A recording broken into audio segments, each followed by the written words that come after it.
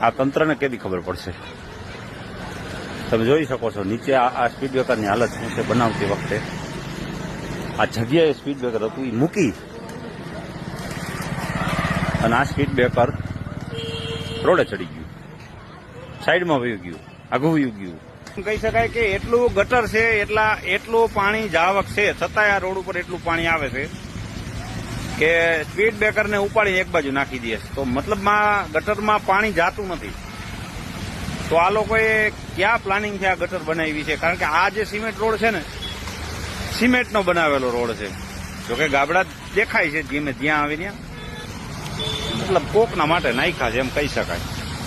Ward number 8માં Rajkot મહાનગરપાલિકા વિસ્તારના ward number 8માં વરસતા વરસાદમાં અત્યારે ડામરનું કામ શરૂ છે. જે કોઈ એજન્સી છે એના દ્વારા બુદ્ધિનું દેવાળું ફૂંકવામાં આવી રહ્યું છે. રાજકોટ મહાનગરપાલિકાના અધિકારીઓને ડૂબી મરવું જોઈએ એવા આ દ્રશ્ય રાજકોટના છે.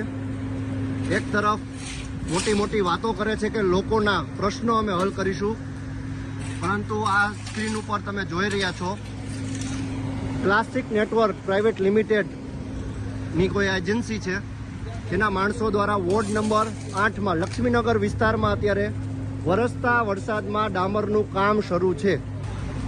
કોર્પોરેશન તંત્રના બહેરા કાને જો આ અવાજ સંભળાતો હોય તો આ એજન્સીઓને તાત્કાલિક બ્લેકલિસ્ટ કરવી જોઈએ અને સખ્ત કાર્યવાહી આ એજન્સી ઉપર કરવી જોઈએ.